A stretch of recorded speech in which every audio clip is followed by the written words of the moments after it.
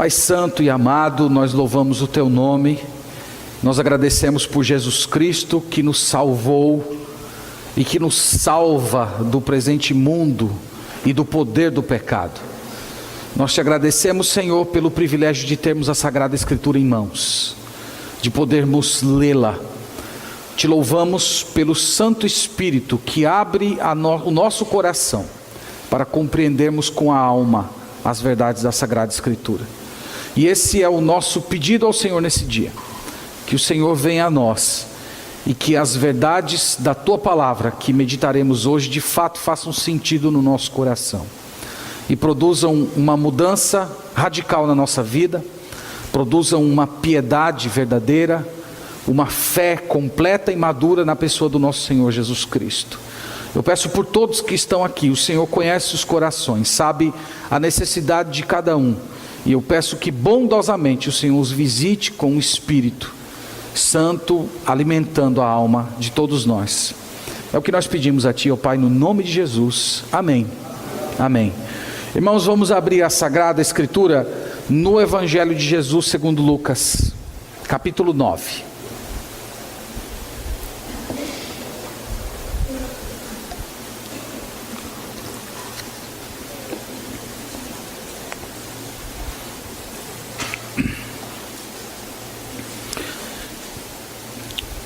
Lucas 9, nós vamos ler a partir do 28.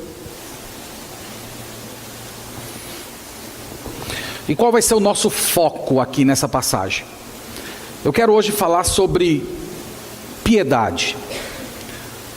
Piedade é sinônimo de espiritualidade, usando uma palavra mais moderna.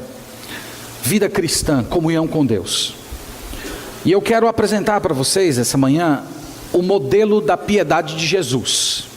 Então nós vamos falar sobre isso. O título da nossa mensagem é Jesus, um modelo de piedade.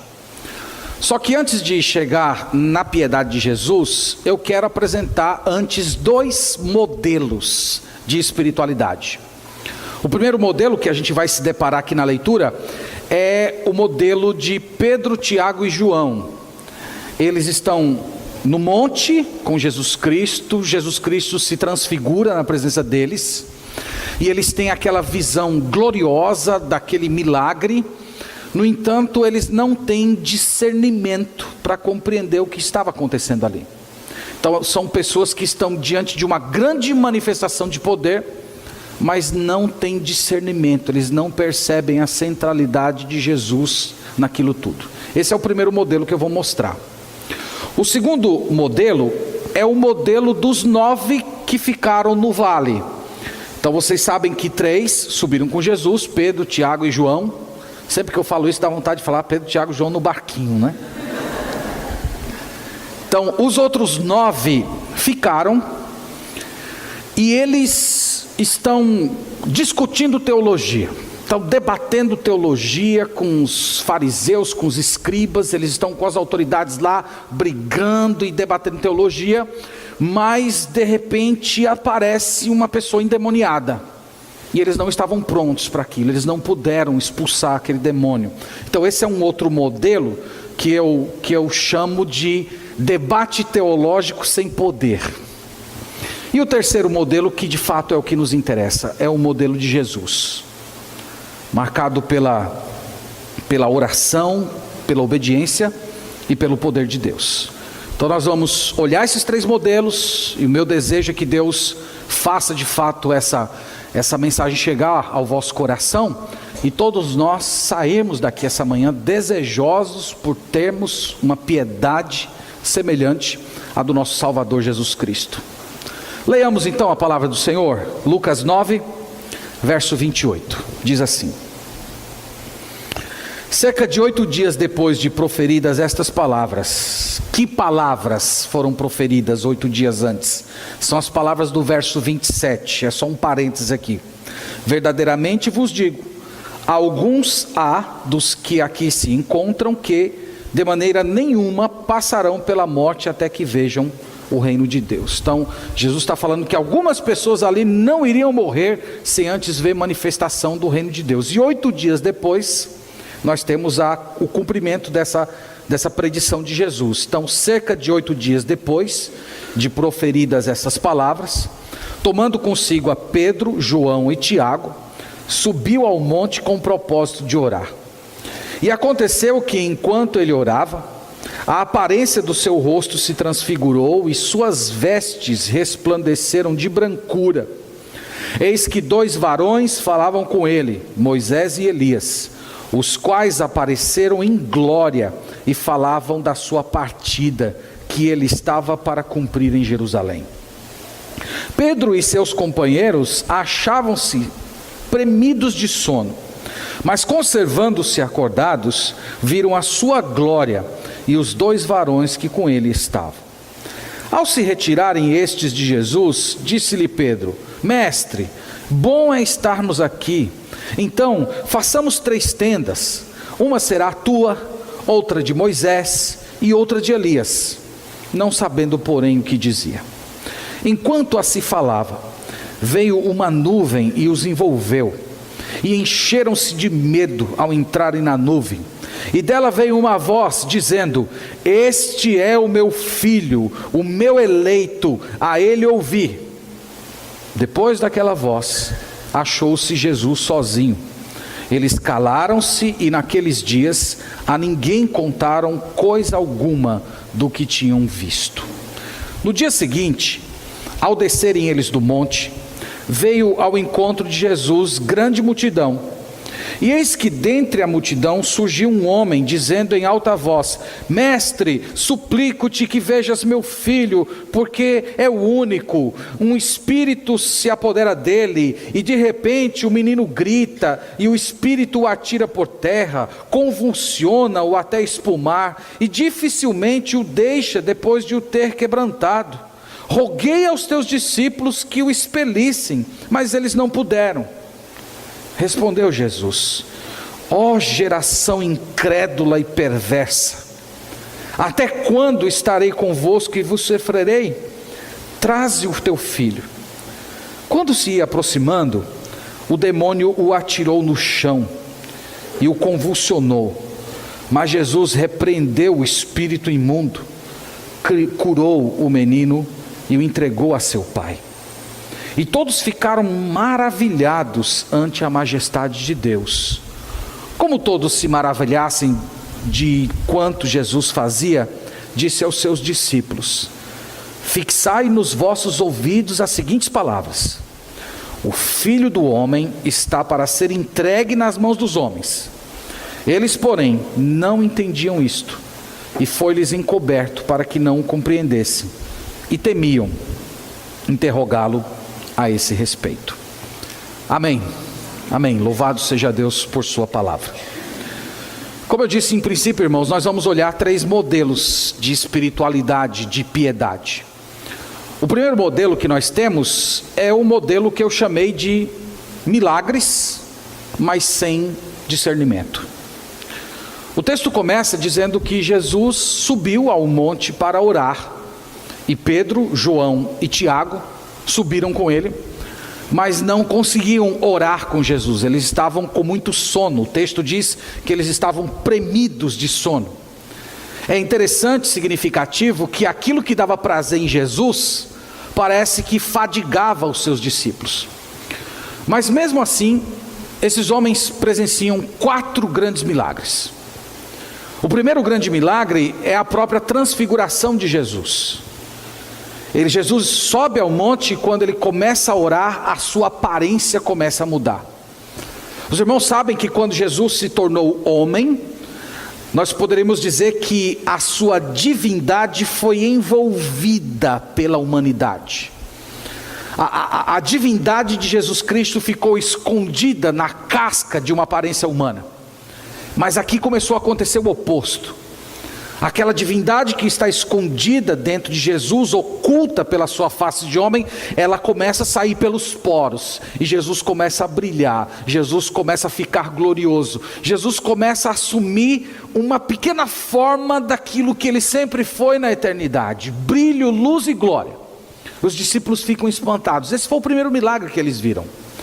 Mas o segundo milagre, igualmente grande, foi a aparição de Moisés e Elias, as duas maiores autoridades do Antigo Testamento, conversando com o Senhor Jesus Cristo.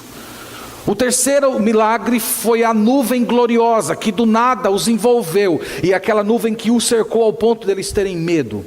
E por último, a própria voz de Deus falando.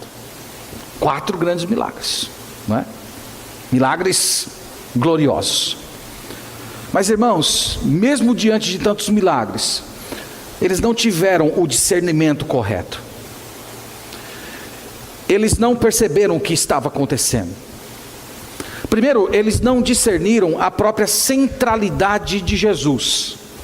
Pedro, quando faz aquela proposta estranha de construir 3 tendas, é como se Pedro estivesse colocando Jesus no mesmo patamar, no mesmo status de Moisés e Elias. E nós sabemos que Jesus é singular, Jesus é o rei, Jesus é o salvador desses 2 grandes homens. E uma das coisas que eles não perceberam era a centralidade de Jesus naquele evento. O evento ali não dizia respeito a Moisés e Elias, o evento ali dizia respeito à apresentação de Jesus como Cordeiro e Salvador, e eles não perceberam isso. E aqui talvez nós tenhamos a primeira lição sobre o que é uma espiritualidade verdadeira, o que é uma piedade verdadeira. É aquela que se centra em Jesus, é aquela que olha para Jesus, é aquela em que você se espelha, você se alimenta, você bebe, você toma Jesus para si. Essa é a espiritualidade que agrada a Deus. O que mais que eles não discerniram? Além de não discernir a centralidade, eles também não discerniram a missão de Jesus. No versículo 31, você pode olhar comigo por gentileza, tem uma palavrinha muito importante. Os quais apareceram em glória, falando de Moisés e Elias, e falavam da sua partida. Essa palavra partida, no idioma original que o Novo Testamento foi escrito, é a palavra êxodo. Mesma palavra empregada para falar do segundo livro da Bíblia. Então eles estavam falando sobre o que? Eles estavam falando do êxodo de Jesus. Eles estavam conversando sobre a partida de Jesus. Êxodo no Antigo Testamento é a saída do povo de Israel da libertação para a salvação. É a saída do cativeiro para receber uma herança. E aqui eles estavam conversando sobre o êxodo de Jesus. Eles estavam falando sobre a partida de Jesus em direção à cruz. Eles estavam apresentando que na verdade a cruz de Cristo é o grande êxodo, é o êxodo por excelência. E eles não perceberam isso. É lá na cruz que nós encontramos liberdade. É lá na cruz que nós encontramos uma herança. É lá na cruz que nós recebemos o céu como nosso lar. Mas eles não perceberam isso, irmãos. Eles não estavam cientes disso. Eles não estavam percebendo que o tema da conversa ali era a morte, o sacrifício do Senhor Jesus Cristo, o fato de que ele estava prestes a ir para Jerusalém e sofrer uma morte terrível. O centro da conversa era a cruz. Aqui nós temos mais uma ideia do que é uma espiritualidade verdadeira, o que é piedade. Espiritualidade verdadeira, piedade, é aquela que se centra na cruz, é aquela que olha para a cruz, é aquela que admira a cruz, é aquela que já compreendeu o poder da cruz. Mas os discípulos de Jesus também não estavam prestando atenção nisso. Outra coisa que eles não estavam discernindo era a própria missão deles. Vocês notaram a proposta de Pedro? Senhor, vamos fazer 3 tendas? Vamos ficar morando aqui em cima? Aqui em cima é tão bom. Olha aí, Jesus, olha como Jesus está lindo, em glória, transfigurado.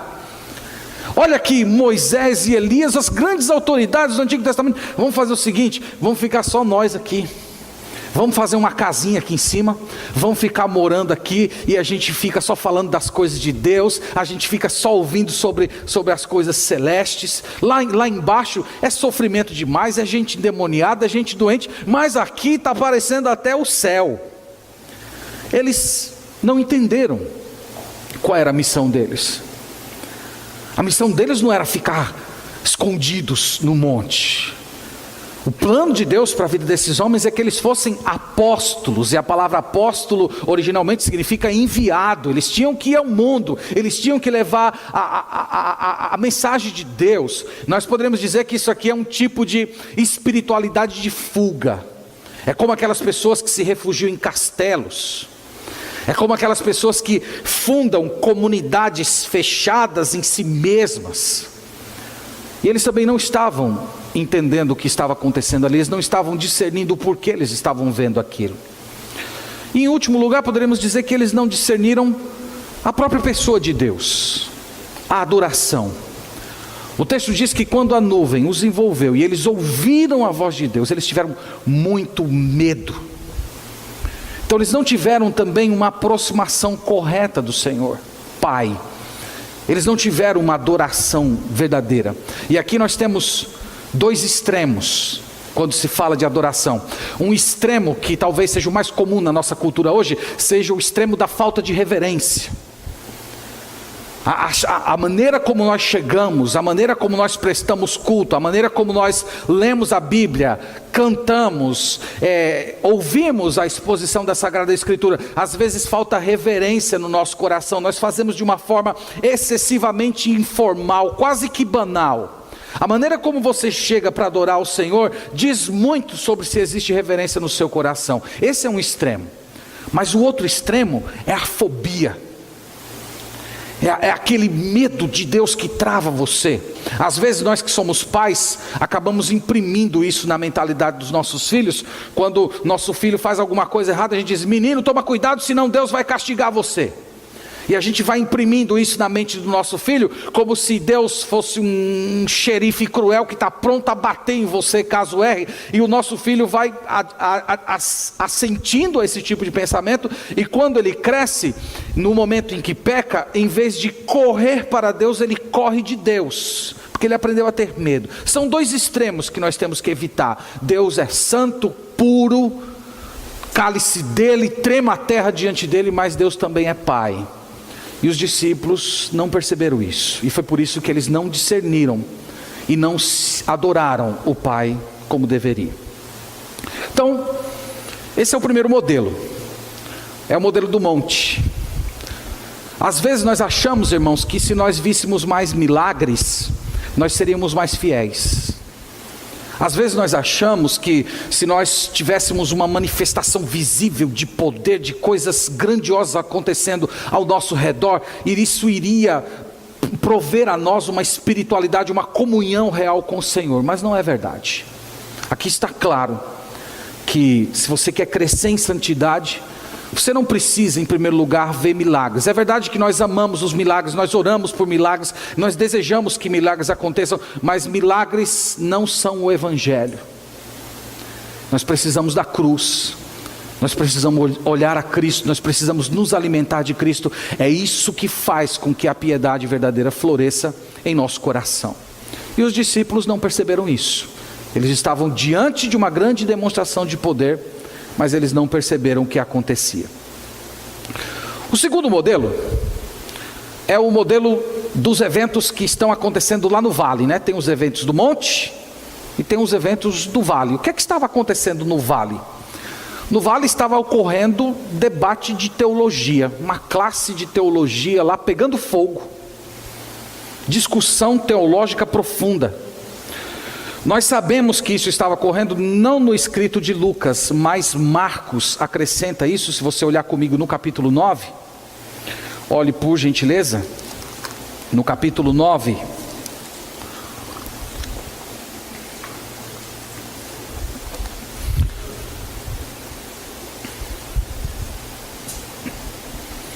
capítulo 9 do Evangelho de Jesus segundo Marcos, verso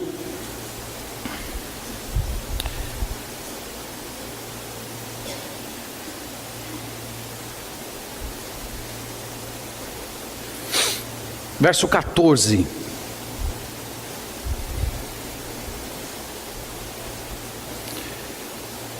E aqui a gente percebe que é o mesmo evento. Eles estão voltando do monte com Jesus. No verso 14 diz assim: quando eles se aproximaram dos discípulos, viram numerosa multidão ao redor e que os escribas discutiam com eles. Então o que estava acontecendo lá embaixo? Enquanto Jesus se transfigurava no monte, nós temos os discípulos lá embaixo metidos numa grande discussão teológica com os escribas, que eram autoridades judaicas. E é nesse momento, irmãos, que eles estavam lá brigando, discutindo questões que o texto não esclarece quais são, que ocorre uma grande necessidade.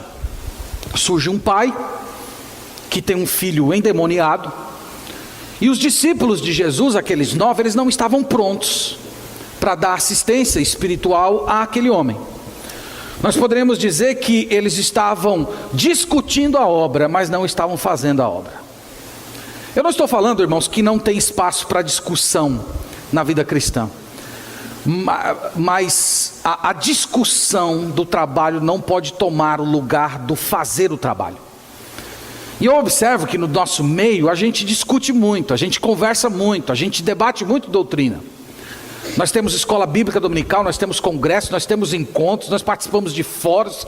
Tem gente que passa o dia inteiro no WhatsApp discutindo doutrina, mas às vezes não evangeliza o vizinho, às vezes não ora, é capaz de discutir teologia, mas não tem vida de oração, não tem leitura frutífera das Escrituras.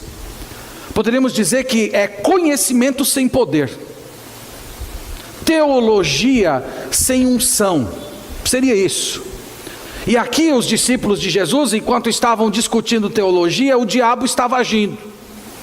Surge essa criança endemoniada. O texto diz que o espírito se apoderava daquela criança e jogava aquela criança na água, jogava a criança no fogo. Não sei se vocês conseguem imaginar o tamanho do horror que isso é para um pai. Você ter o seu filho e está lá brincando como qualquer outra criança está brincando, e de repente essa criança começa a mudar suas feições e começa a se jogar na água, começa a se jogar no fogo, como se tentasse tirar sua própria vida.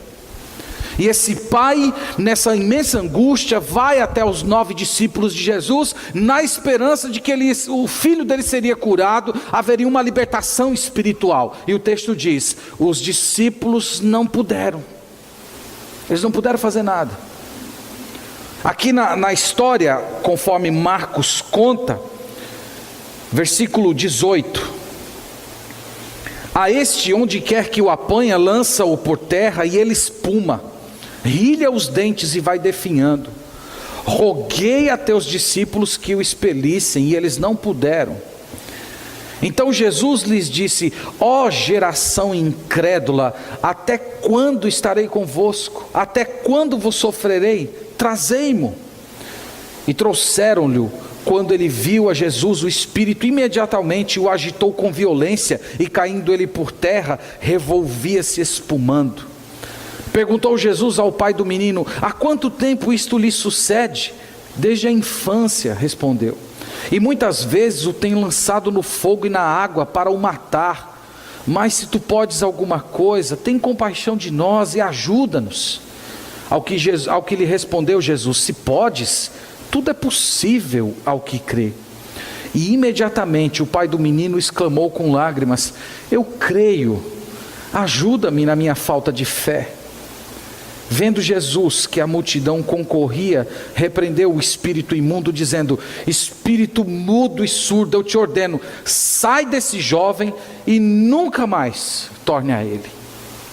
Então aqui, irmãos, surge a necessidade, e os discípulos de Jesus não estavam prontos, no versículo 28 diz: quando entrou em casa, os seus discípulos lhe perguntaram em particular: por que não pudemos nós expulsá-lo? Respondeu-lhes: esta casta não pode sair, senão por meio de oração e jejum.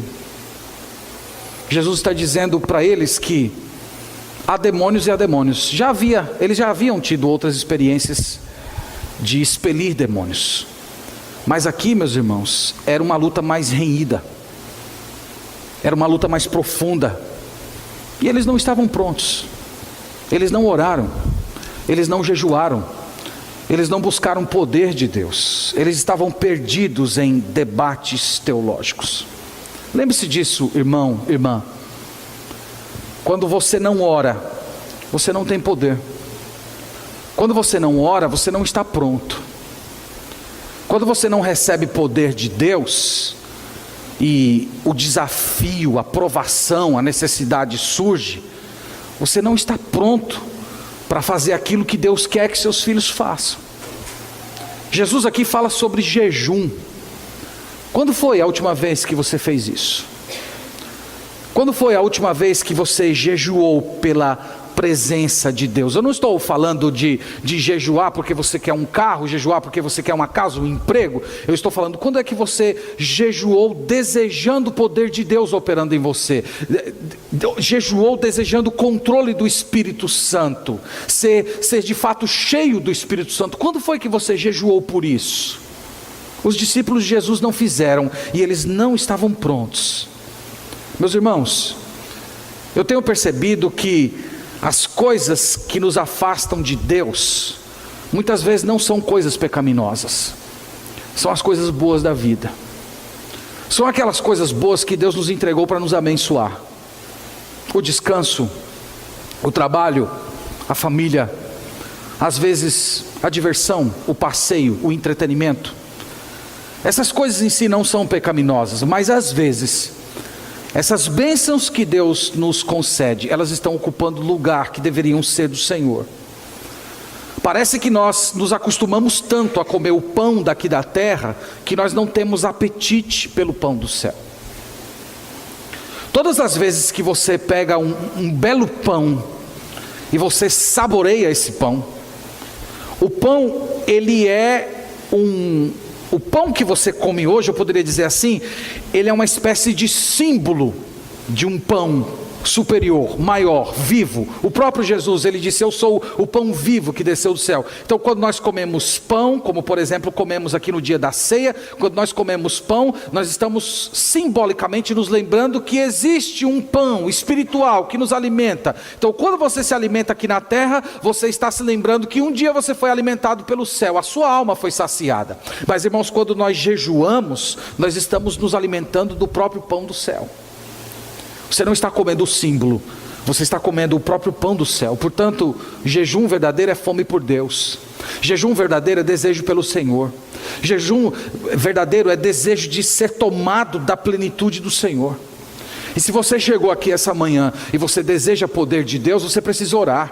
Se você deseja a unção de Deus dominando a sua vida, você precisa jejuar, você precisa buscar o Senhor. Porque de repente pode chegar situações em sua vida, situações de tentação, situações em que você é cercado pelo mal, situações difíceis e você não vai estar pronto. Os discípulos aqui estavam discutindo a obra, eles não estavam jejuando, eles não estavam orando, eles não estavam exercendo fé. E quando o problema chegou, eles não estavam prontos. Essa provavelmente é a explicação para o fato de que tem tanto crente em Jesus derrotado, que chega diante de certas tentações, de certos problemas, de certas oportunidades, não consegue dizer não, não consegue agir que nem Jesus. Por quê? Porque está perdido em outras coisas, às vezes está perdido até em discussões teológicas. Vocês entendem que o que eu estou falando aqui, eu não estou excluindo a discussão teológica da vida de oração, como se você pudesse só ter uma coisa ou outra. Você pode ter as duas, mas não era o caso aqui dos discípulos de Jesus. Pois bem, mas vamos agora para o último modelo, que esse de fato é o modelo que nos interessa. É o modelo de Jesus. E volte comigo para Lucas 9, e nós vamos ver o modelo de Jesus. Como é a piedade de Cristo? E como deve ser a nossa piedade? Então, em primeiro lugar, a gente vê claramente no texto que a piedade de Jesus, a vida espiritual de Jesus, é marcada pela oração. O texto diz que Jesus subiu no monte para fazer o quê? Orar. E o que foi que aconteceu quando ele estava orando? O texto diz que ele foi transfigurado. O texto diz que a glória de Deus desceu sobre ele. Então, se você deseja ver a glória de Deus na sua vida, Se você deseja ver a operação sobrenatural do Senhor ocorrendo em sua existência, você precisa orar. É isso que o texto está dizendo. E foi a oração que preparou Jesus para o caminho que ele estava prestes a andar. Foi a oração que preparou Jesus para o êxodo. Foi a oração que preparou o coração de Jesus para a cruz. Moisés e Elias estavam conversando sobre a partida, sobre o êxodo, sobre a ida de Jesus para o Calvário. E foi a oração que preparou Jesus para isso. Então, quando nós oramos ao Senhor, além de nós sermos revestidos pelo Espírito Santo, nós recebemos graça, nós recebemos poder para enfrentar os grandes desafios da nossa vida, para enfrentar os momentos de peneira, para enfrentar os momentos de tentação, para enfrentar momentos de doença, para enfrentar momentos de perda. É através da oração que nós recebemos poder de Deus para tudo isso. E foi por conta da oração de Jesus que o Pai o defendeu. Você percebeu isso? Quando Pedro fez aquela proposta, vamos construir aqui 3 tendas. Jesus não se levantou dizendo: ei, alto lá, por que 3 tendas? Não, eles são inferiores. Eu sou o salvador deles. Por que você está me tratando como se fosse dele? Jesus não fez isso. Foi o próprio Pai que tomou a defesa dele.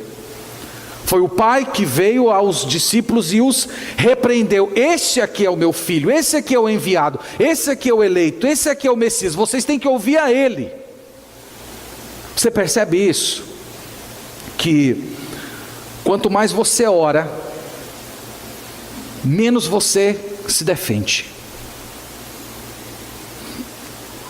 Enquanto você está se defendendo, você está tomando a luta por si mesmo.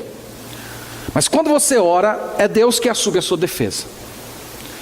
E eu tenho certeza, irmãos, que se nós orássemos mais, nós brigaríamos menos. Se nós orássemos mais, nós nos defenderíamos menos. Nós não ficaríamos dando tantas explicações, nós esperaríamos o Senhor tomar a nossa causa. E foi isso que Jesus fez. Então essa é a primeira marca da piedade de Jesus. Jesus orava. Qual é a segunda marca? A segunda marca é a obediência. Jesus era obediente. O autor de Filipenses diz que ele foi obediente até a morte, morte de cruz. Nós vimos que o tema da conversa entre Elias, Jesus e Moisés era a sua partida para Jerusalém. Jesus estava conversando com eles sobre a ida a Jerusalém, o ser levado perante as autoridades, sofrer tudo o que sofreu, ser pendurado numa cruz. Eu pergunto a vocês, vocês acham que Jesus estava comprometido com esse projeto? Versículo 44 diz: logo depois de todos esses sinais, fixai nos vossos ouvidos as seguintes palavras: o Filho do Homem está para ser entregue nas mãos dos homens. Jesus está falando diretamente com seus discípulos. Ele acabou de se transfigurar. É como se Jesus estivesse dizendo: olha, não fiquem muito impressionados com esse estado de glória que vocês estão me percebendo agora, porque daqui mais alguns dias vocês vão me encontrar surrado, inchado, machucado e humilhado. Aqui vocês estão me vendo como Deus, mas daqui a alguns dias vocês vão me ver como servo sofredor. Jesus diz isso a eles. No versículo 52 diz assim: e enviou mensageiros que o antecedessem. Indo eles, entraram numa aldeia de samaritanos para lhe preparar pousada. Não o receberam, porque o aspecto dele era de quem decisivamente ia para Jerusalém. Jesus desceu do monte, revestido do poder de Deus, alertou seus discípulos: eu vou ser entregue aos homens, e em seguida ele parte. E o texto diz que quem olhasse para a face de Jesus veria o seguinte: eu vou para Jerusalém. E o que eu estou tentando dizer, irmãos, para vocês, que foi esse gesto dele vem através da sua obediência.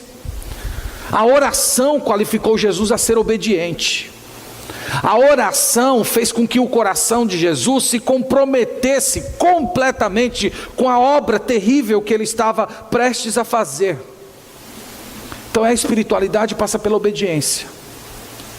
Você quer ser maduro espiritualmente, você quer ter comunhão com Deus, você quer andar com o Senhor, você de fato quer ver a graça de Deus operando na sua vida, você precisa ser obediente. Você precisa fazer aquilo que Deus quer que você faça. Você precisa não fazer aquilo que a Bíblia diz que você não deve fazer. Você deve dizer não para si mesmo, você deve dizer sim para Jesus. Essa é a espiritualidade de Jesus. A Bíblia, irmãos, diz que Deus não se impressiona com sacrifícios. Deus não se impressiona com as nossas realizações. Deus não fica impressionado com a quantidade de dinheiro que a gente doa. Deus não fica impressionado com os nossos gestos externos. Deus deseja obediência. Se você o ama, se me amais, guardareis os meus mandamentos. Então Jesus é obediente. Ele é comprometido. Ele é comprometido com a sua missão. Você, à semelhança de Jesus, também recebeu um chamado, você também recebeu uma missão. E o compromisso, a sua obediência passa pela vida de oração. Por último, poderíamos citar como modelo da piedade de Jesus o seu próprio poder. Os discípulos de Jesus não conseguiram expulsar aquele espírito imundo.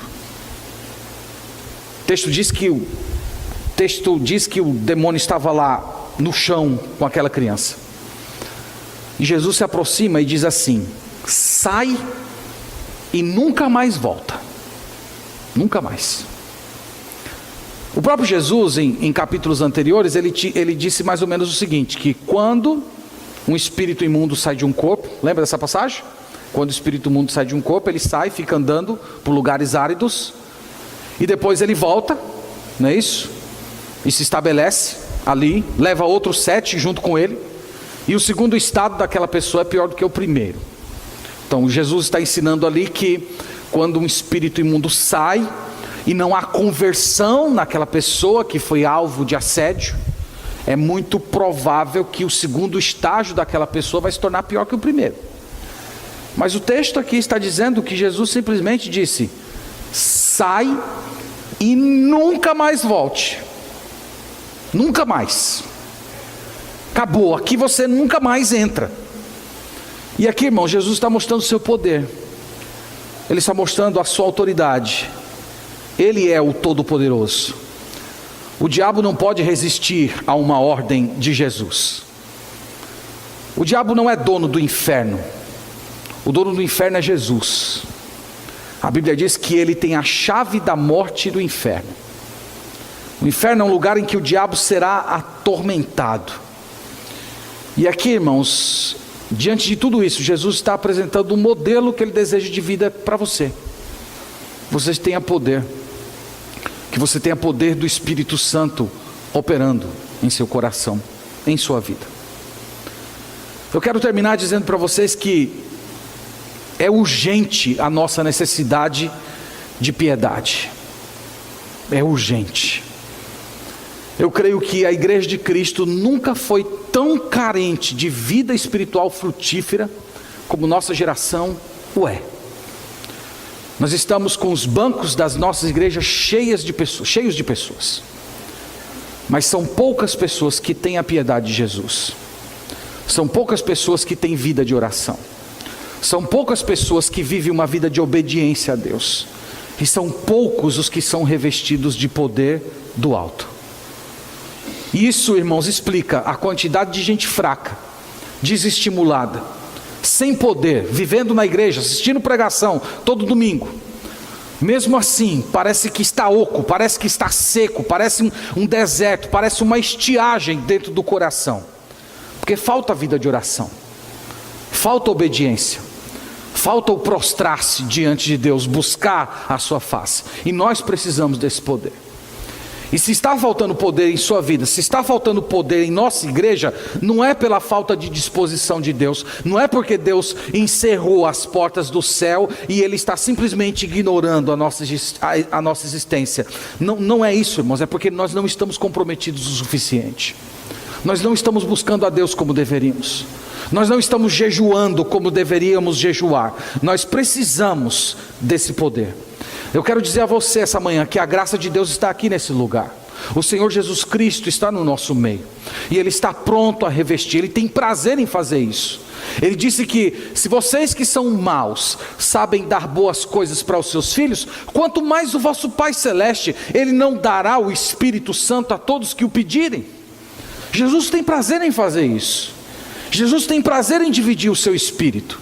Jesus não quer apenas, não escolheu um grupo de seletos dentro da igreja com o qual Ele reveste de autoridade e poder. Deus colocou isso para todas as pessoas, da pessoa que ocupa o púlpito até o que fica na porta. Todos têm a possibilidade de receber poder de Deus. Todos têm a possibilidade de experimentar esse tipo de piedade. Então busque o Senhor. Busque o Senhor. Pare de desperdiçar a sua vida. Pare de desperdiçar o tempo com coisa fútil, de jogar seu tempo no lixo. Desliga um pouco o seu celular, desliga um pouco a sua televisão, vai orar. Acorda na madrugada para orar ao Senhor, para falar com Deus. Tira um dia da sua semana, um certo horário da sua semana em que você não vai falar com ninguém, que você simplesmente vai abrir as Escrituras e você vai ler sem ter preocupação de quando você vai parar. Você vai falar com Deus, você vai orar. Você vai perceber que às vezes esse processo todo é cansativo, mas parece que a sua alma está leve. Nós precisamos disso, irmãos. Nós precisamos disso. Foi para isso que Jesus Cristo nos salvou. Jesus Cristo nos salvou para a gente viver uma vida cristã relapsa. O sangue de Jesus foi derramado para que nós tenhamos salvação e piedade. Então Deus oferece isso a você hoje. Do jeito que você está, venha a Jesus essa manhã. Fale com Ele, olhe para a cruz, olhe para esse Salvador. Clame por Ele. Clame para que Ele venha repousar governando os seus sentimentos, o seu coração. E você vai, no nome de Jesus, experimentar um novo vigor espiritual. E quando chegar o momento de necessidade, você vai estar pronto. Então que Deus nos abençoe e que Ele nos revista com o Santo Espírito. Amém. Vamos orar?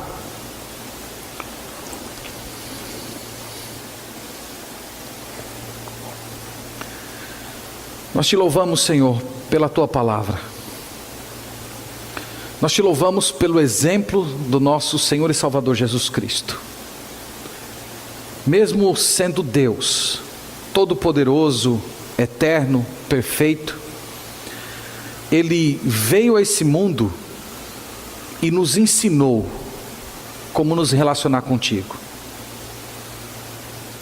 Ele que não precisaria orar, porque Ele é o próprio Deus que ouve as orações. Ainda assim Ele orou para nos ensinar que nós precisamos orar. Ele mesmo, ó Deus, que é perfeito, mesmo assim Ele se sujeitou a uma vida de obediência, para nos ensinar que nós precisamos obedecer ao Senhor, mesmo quando isso doa em nossa carne. E Ele, Senhor, que tem todo o poder, Ele, quando humano, escolheu receber poder do Senhor, para nos ensinar que nós também devemos viver uma vida de dependência, buscando a plenitude de Deus. E nós olhando, Senhor, para a nossa vida, nós percebemos o quanto estamos aquém disso tudo. Nós percebemos o quanto estamos distraídos, com coisas banais, triviais, e com coisas até pecaminosas. E nós entendemos, ó Deus, que se nós não estamos vivendo uma vida de vitória e de poder sobre o mal, sobre o próprio pecado, nosso pecado, é por conta da nossa própria fraqueza, do nosso desleixo. E nós pedimos, no nome de Jesus, que o Senhor nos perdoe. E essa manhã, ó Pai, colocados diante do exemplo do Senhor Jesus Cristo, clamamos ao Senhor como igreja, que o Senhor mova o nosso coração para a piedade verdadeira. Que de fato, Senhor, nós venhamos a remir o tempo, a buscar o Senhor de todo o coração, a afastar de nós todas as coisas, até aquelas coisas boas, mas que tem nos impedido de estar com o Senhor. Nos ajude, ó Deus, a tomarmos esse tipo de decisão. E permita, ó Pai, que daqui para frente nós experimentemos uma vida de oração frutífera, madura, e que essa comunhão com o Senhor na oração, nas Escrituras, nos qualifique para a vida de obediência e o consequente poder que o Senhor nos dá. Nós precisamos de Ti, Senhor. Desperta o Teu povo, visita a nossa nação com despertamento espiritual, visita o povo do Senhor com avivamento, para que o mundo venha ver o Teu poder e a Tua glória agindo através da Tua igreja. Eu peço pelas pessoas que aqui chegaram, Senhor, que estão fracas, que estão desestimuladas, que não têm desejo, que não têm apetite pelas coisas do céu. Ó Senhor, tem misericórdia. Vai a essas pessoas, Senhor. Permita que esse exemplo de Jesus hoje venha encantar esses corações. E saiam daqui, Senhor, humilhados, desejosos, determinados a andar com o Senhor, a seguir a vocação que o Senhor lhes deu.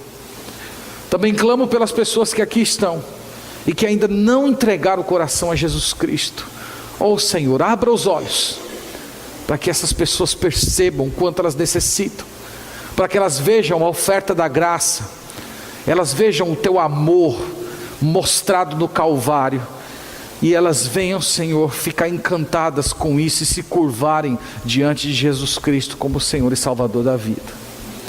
Nós pedimos por nossa igreja, nós pedimos para que nesse lugar seja um ambiente da operação do Espírito Santo, que aqui nessa igreja, Senhor, seja um lugar de poder, poder do Senhor, operando através do Teu povo, e que aqui seja um local de adoração verdadeira, de espiritualidade crescente, de adoração em espírito e em verdade, de pregação fiel das Sagradas Escrituras. Nós pedimos tudo isso, Senhor, no nome de Jesus Cristo, a quem amamos. Amém.